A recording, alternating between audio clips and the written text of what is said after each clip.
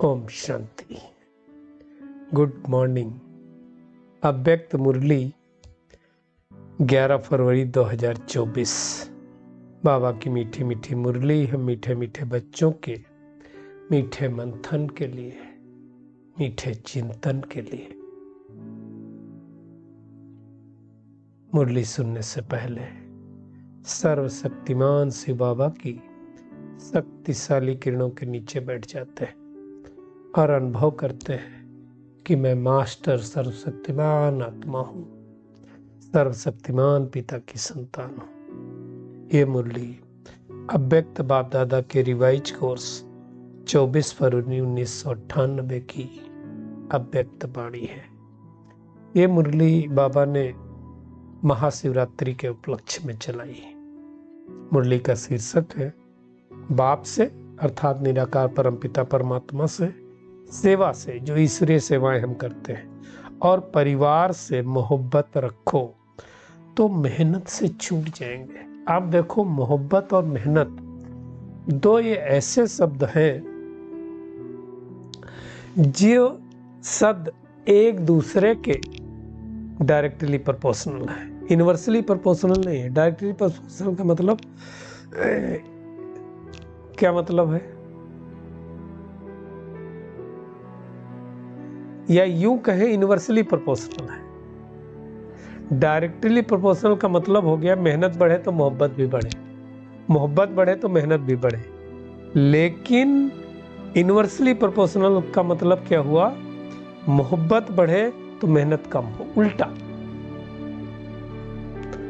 तो एक्चुअली देखा जाए तो मोहब्बत और मेहनत एक दूसरे के यूनिवर्सली प्रोपोर्शनल है। कैसे, इसके बारे में हम थोड़ा गहराई में जाएंगे। आप देखो, जिससे मोहब्बत होती है, एक्चुअल देखो, मेहनत तो करते हैं लेकिन मेहनत लगती नहीं है। और जब मेहनत लगती नहीं, मोहब्बत होती है, तो उसको मेहनत नहीं कहेंगे। आप देखो, चाहे परमात्मा से हो, चलो भक्ति मार्ग का अगर हम देखें, कोई जो 84 कोस की परिक्रमा करते हैं, पैदल जाते हैं, उनको मेहनत नहीं लगती है, मेहनत, लेकिन मोहब्बत में इतने ज्यादा वो लीन होते हैं, श्री कृष्ण की ही परिक्रमा करते हैं 84 कोर्स की, कि उनको मेहनत लगती नहीं है। इसी प्रकार से किसी को सेवा की बड़ी लगन होती, सेवा से मोहब्बत है मान लो, तो क्या करेंगे, भरी मई जून की गर्मी में पानी पिला रहे हैं, शरबत पिला रहे हैं, उनको मेहनत लगी नहीं रही। क्यों? सेवा से मोहब्बत है। और परिवार से अगर मोहब्बत हो तो मेहनत करते ही नहीं। आप देखो, परिवार की मोहब्बत में लोग क्या से क्या करते हैं। बच्चे से प्यार है, बच्चे की उन्नति के लिए लोग कहाँ कहाँ चढ़ावा चढ़ाते हैं, कितना कितना चलते हैं, कितना कितना क्या से क्या करते हैं। मोहब्बत तो है। पत्नी की मोहब्बत में लोग क्या क्या करते हैं, पति की मोहब्बत में लोग क्या क्या करते हैं। तुलसीदास जी का हम सब ने पढ़ा हुआ है। मोहब्बत थी तो नदी पार करके गए, डेड बॉडी के ऊपर चढ़ करके गए, सांप को रस्सी समझ लिया, मेहनत लगी नहीं उनको। और पत्नी ने जब उनको उल्ट सुनाया कि इतनी मोहब्बत अगर भगवान से होती तो तुम्हारा जीवन बन जाता, लग गई बात दिल को, भगवान से मोहब्बत कर लिया तो रामायण का निर्माण कर दिया। तो हमेशा मेहनत कम हो जाती है जब मोहब्बत होती है। इसलिए बाबा ने आज कहा, बाप से, सेवा से, परिवार से मोहब्बत रखो तो मेहनत से छूट जाएंगे। देखने में तो लगता है डायरेक्टली प्रोपोर्शनल, लेकिन है एक्चुअली इनवर्सली। तो आज निराकार शिव बाबा, ब्रह्मा बाबा, चारों ओर के बच्चों को, पिछली शिवरात्रि थी तो जयंती मनाने आए। बाबा ने कहा कि देखो, बच्चों को एक तरफ मिलन मनाने की खुशी है और दूसरे तरफ सेवा का उमंग, उत्साह है कि जल्दी जल्दी बाबा को प्रत्यक्ष करें। हम सब भी क्या चाहते हैं, अब भगवान की प्रत्यक्षता हो जाए। अभी 12 साल बच्चे हैं, वैसे तो पता नहीं कितने साल बच्चे हैं, लेकिन जोड़ के हिसाब से तो हर कोई चाहता जल्दी जल्दी बाबा की प्रत्यक्षता हो जाए, अब हम वापस चले। क्यों? ये दुनिया पर रहने लायक नहीं रही। तो भगवान हम सब बच्चों को अरब खरब गुणा पतम गुणा मुबारक दे रहे हैं, है ना। बाबा जब इस सृष्टि पर अवतरित होते हैं तो बाबा कहते हैं कि मैं अकेले नहीं अवतरित होता हूं, मैं आकर के रथ लेता हूं, ब्रह्मा की रचना करता हूं, ब्रह्मा के साथ साथ ब्राह्मणों की रचना करता हूं। बाबा कहता है ब्राह्मणों के साथ के बिना अकेला बाप कुछ नहीं कर सकता। तो यज्ञ रचा, ब्रह्मा रचा, और ब्रह्मा द्वारा जो आदि में आए थे ना, दादियां और ये सब आए थे, वो ब्राह्मण रचे और उनके द्वारा अब हम सब बच्चे पैदा हुए। ब्रह्मा को नहीं पैदा करते तो हम सब कैसे पैदा होते? तो वास्तव में देखा जाए तो हम सब जो बच्चे हैं वो ब्रह्मा के संकल्पों की रचना है। डायरेक्ट हमने ब्रह्मा से पालना नहीं ली। तो बाबा कहता है, बाबा हर एक दिव्य जन्मधारी ब्राह्मण आत्माओं के भाग्य का सितारा देख करके हर्षित होता है। और क्या गीत गाते हैं? वाह हीरे तुल्य जीवन वाले ब्राह्मण बच्चे, वाह। तो आप क्या हो गए? वाह वाह।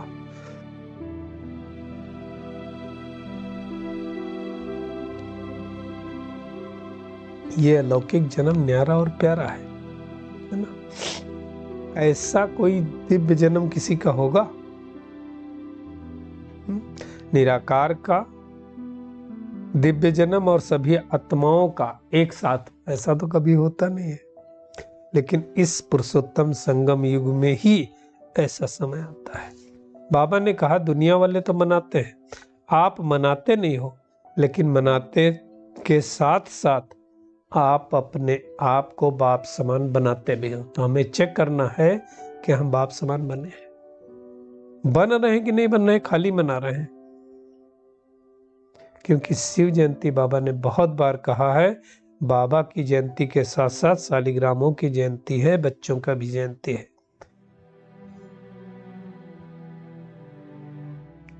हीरे तुल्य जयंती बाबा ने कहा मनाते मनाते हीरे तुल्य जीवन बनाते हो। और जो बच्चे हिम्मत रखते हैं परमात्मा की, उनको मदद मिलती है। देखिए अब जो समय आ गया है, बाबा कहता है जल्दी जल्दी बाप समान बन नहीं है ना। दृढ़ निश्चय होना चाहिए। बाबा ने कहा अंडरलाइन कर दो कि हम नहीं बनेंगे तो कौन बनेगा? हम ही थे, हम ही हैं, और हम ही हर कल कल बनते रहेंगे। ये वंडरफुल बात है। कल छोटा लौकिक बच्चा कह रहा था कि मान लो कोई आत्मा लास्ट में एक जन्म ले कलयुग के, तो क्या सतयुग त्रेता में आएगी? तो हमने कहा नहीं। तो बोले उसको चांस ही नहीं है, आना चाहे तो हमने कहा उसके अंदर वो पार्ट ही नहीं नूंद है तो कैसे आएगी? तो बोले फिर तो उसके साथ अन्याय हुआ। अब ये हमने समझाया ये मूवी है, मूवी में कोई हीरो पार्टधारी होगा जो पूरी मूवी में होगा, कोई विलेन होगा, कोई स्पेशल अपीयरेंस में होगा, कोई गेस्ट अपीयरेंस में होगा, तो सबका अलग अलग रोल है। तो बाबा कहता है ये उमंग उत्साह रखो कि हम ही थे, हम ही हैं, और हम ही कल कल बनेंगे, है ना। इसके पहले बाबा के घर में ये जो बिंग्स बने हुए ना, अभी तो 20 बिंग्स हो गए, तो ये बिंग्स नहीं थे। Engineering beings, medical beings, jurist being, political being, ये बिंग नहीं थे। ये आइडिया बाबा कहता है जगदीश भाई ने निकाला, रिट्रीट करने का, बिंग्स निकालने का। ये पहले नहीं था। तो सबने कहा होगा, सबने मिलजुल के निकाला, लेकिन बाबा ने जगदीश भाई को याद किया। तो देखो उस विधि के द्वारा कितनी सेवा होती है। पूरे दुनिया के इंजीनियर जाते हैं, पूरे दुनिया के डॉक्टर जाते हैं, तो इस विधि से अच्छी अच्छी सेवा हो जाती है ना।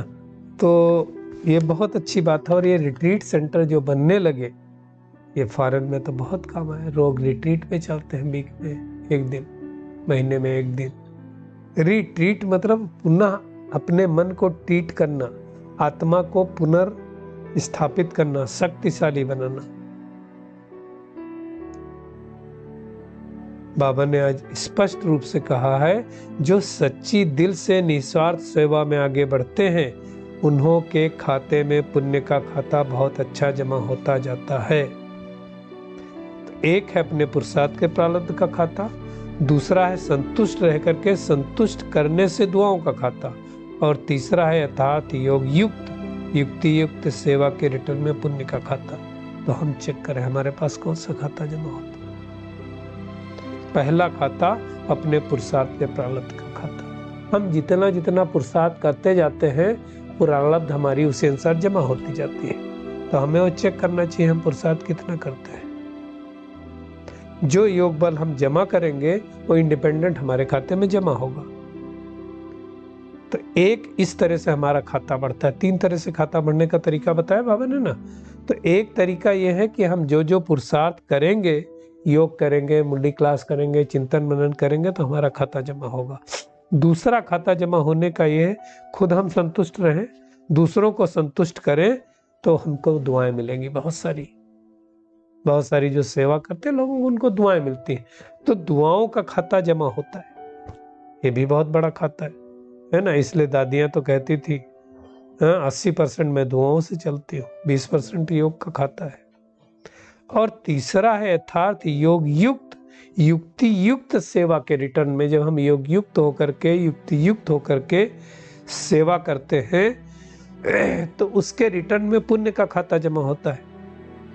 तो 3 प्रकार से हमारे पुण्य के खाते जमा होते हैं। अब चेक करें हमारा कौन सा खाता जमा हो रहा है। पहला खाता अर्थात अपनी प्रारब्ध का खाता, संतुष्ट रहने और करने का खाता, और यथार्थ योग युक्त युक्त होकर के सेवा करने का खाता। और जिनके तीनों खाते जमा हो, उनके क्या कहने, 4 चांद लग जाता है। तो और ये खाते कब जमा होंगे, तो बाबा ने आज स्पष्ट रूप से कहा, जिनका बाप से, सेवा से और सरपरिवार से मोहब्बत है, तो तीनों प्रकार की मोहब्बत मेहनत से छुड़ा देगी। जो ऊपर हमने डिस्कस किया कि मोहब्बत है तो मेहनत करनी नहीं पड़ती है। जिसकी पास ये तीनों खाते होंगे, वो सदा सहज पुरुषार्थी अपने को अनुभव करेगा, मेहनत नहीं करनी पड़ेगी। और सबसे इंपॉर्टेंट बात है, उस आत्मा से, हर एक आत्मा को सहज पुरुषार्थ की प्रेरणा मिलती रहेगी। बड़े आराम से दूसरी आत्माएं उसको देख करके, सुन करके पुरुषार्थ कर सकेंगी। बाबा ने कहा 63 जन्मों तुम भक्ति में उलझे, भटकने की मेहनत की, अब एक जन्म तो मेहनत से छुट्टी पाओ, मुक्ति रहो। इस पुरुषोत्तम संगम युग, वरदानी युग में मोहब्बत से युक्त हो जाओ और मेहनत से मुक्त बन जाओ। युग समाप्त हो जाएगा तो वरदान भी समाप्त हो जाएंगे। ये मत कोई समझे कि हम संगम युग के बाद कोई वरदान ले पाएंगे। सतयुग में जाकर के कोई अपनी प्रारब्ध बना सकते, नहीं हो सकता है। प्रारब्ध बनाने का यही समय है। तो बाबा ने कहा जो कुछ करना जल्दी जल्दी कर लो, नहीं तो रात गई बात गई, कुछ नहीं होगा। बाबा ने कहा कई बच्चे वैसे तो हर्षित होते, लेकिन कई बच्चों को जब कोई परिस्थिति या समस्या आती तो चेहरा बदल जाता है। अब चेहरा बदल जाएगा तो लोगों को देख के क्या लगेगा। बाबा कहता है आपका ही विघ्न विनाशक आपका ही ज्ञान है।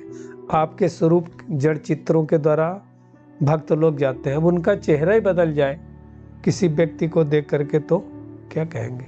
जड़ चित्र तो सदा मुस्कुराते ना, तो बाबा कहता है तुम्हारा भी सदा मुस्कुराता हुआ चेहरा होना चाहिए। कैसी भी बात हो, लेकिन रूप मुस्कुराता हुआ हो, शीतल हो, गंभीर हो, रमणीकता के बैलेंस वाला हो।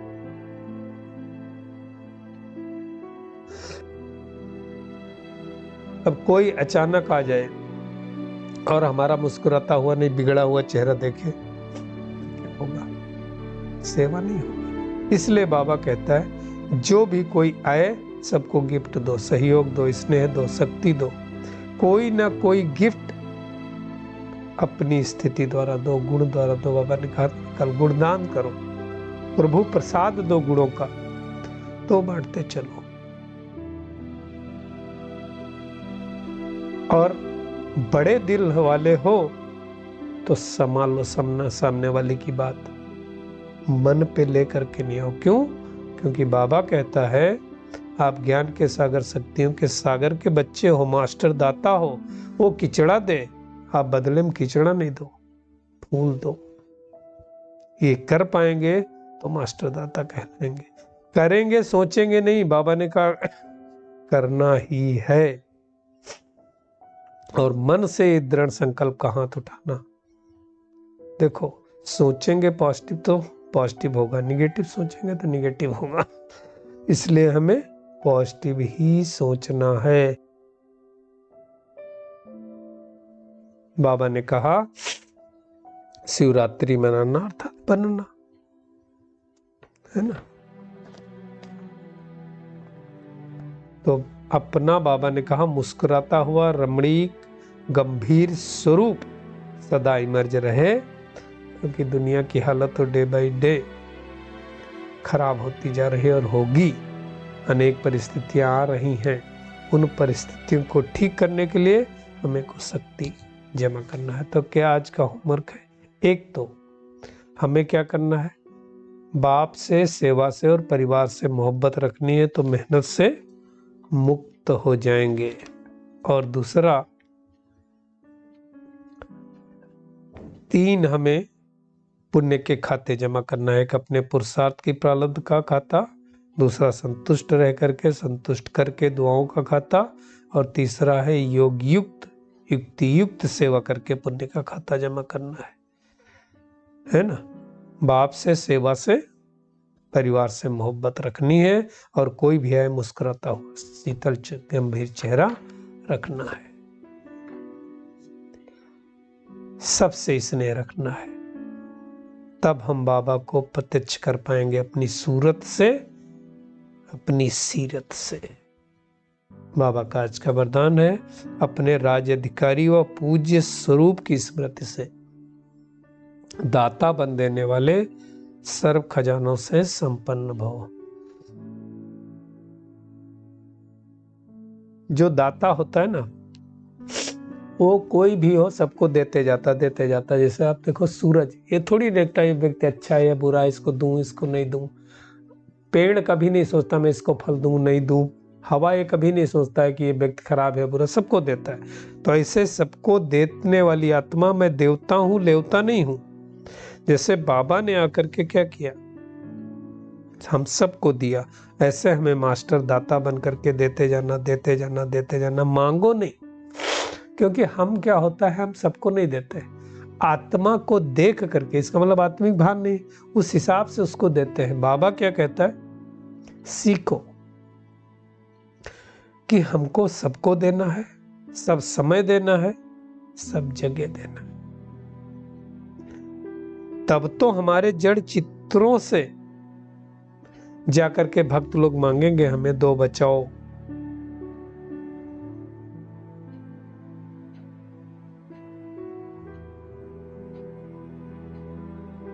तो हमारे अंदर याद से, सेवा से, शुभ भावना, शुभकामना से संपन्न बन करके सबको देते जाओ। दाता के बच्चे देते ही जाना है। स्लोगन बहुत अच्छा है, चलन और चेहरे की प्रसन्नता ही रूहानी पर्सनालिटी की निशानी। देखिए, एक्चुअल हमें अगर ज्ञान अच्छी तरह से अंदर भरा है, हमारे चेहरे चलन से प्रसन्नता की झलक और फलक दिखाई देनी चाहिए। हर दिन हमारी प्रसन्नता का इंडेक्स, जिसको कहते हैं हैप्पीनेस इंडेक्स, क्या होना चाहिए, बढ़ते जाना चाहिए।